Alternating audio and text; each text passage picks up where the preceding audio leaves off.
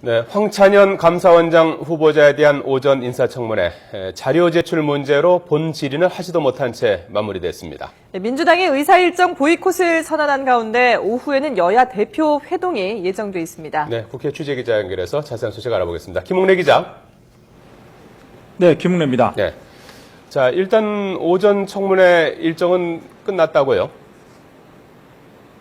네, 황찬현 감사원장 후보자에 대한 인사청문회 오전 일정이 모두 마무리됐습니다.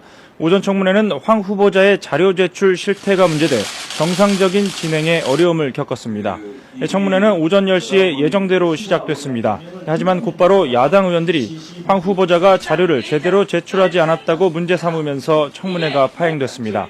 이후 여야 논의를 거쳐 청문회가 속개됐지만 본질의는 하지도 못했고 의사진행 발언만 하다가 오전 청문회를 마쳤습니다. 여야 의원들은 의사진행 발언을 통해 자료 제출 문제를 집중 거론했습니다.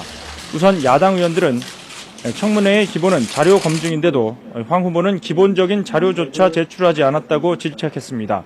여당 의원들도 자료 제출이 부족했다고 지적했지만 청문회 준비 일정이 상대적으로 짧았다는 점을 들어 정상적인 청문회 진행을 촉구하며 맞섰습니다.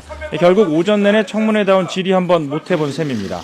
오늘 청문회의 쟁점은 이른바 PK 출신인 청와대 김기춘 실장과 출신이 같은 황 후보자가 과연 감사원의 독립성을 지킬 자질이 있는지, 또 도덕성에는 문제가 없는지 등입니다. 또 대통령 직속인 감사원장의 현직 서울중앙지법원장이 후보자로 지명돼 삼권 분립이 침해되고 있다는 점도 쟁점입니다. 네, 민주당이 청문회를 뺀 국회 일정을 전면 보이콧하겠다고 밝혔고 또 이런 가운데 오늘 오후에는 여야 대표 회동도 예정돼 있죠? 네, 말씀하신 것처럼 민주당이 국회 일정을 전면 보이콧했습니다. 민주당은 오늘부터 사흘 동안 청문회 일정을 뺀 나머지 일정을 거부하기로 했습니다. 먼저 전병헌 민주당 원내대표의 말을 들어보겠습니다. 검찰의 편파 수사와 편파 감찰, 그리고 편파 징계가 사실상 국정원 대선 개입 사건의 공정수사는 물론이고 재판 중인 사건의 공소유지조차 포기시키려는 정권 차원의 공작의 일환으로 판단하고 이를 저지키기 위한 국민 여론을 환기하기 위해서 인사청문회 기간 동안 인사청문회를 제외한 국회 모든 의사 일정을 잠정 중단키로 하였습니다. 이에 대해 새누리당은 민생과 국가 경제를 볼모로 투쟁을 해서는 안 된다고 강하게 비판했습니다. 그러면서 얼마 남지 않은 정기국회의 원활한 진행을 위해 야당의 결단을 촉구했습니다. 새누리당 최경환 원내대표의 말입니다. 정기국회가 얼마 안 남은 상황입니다.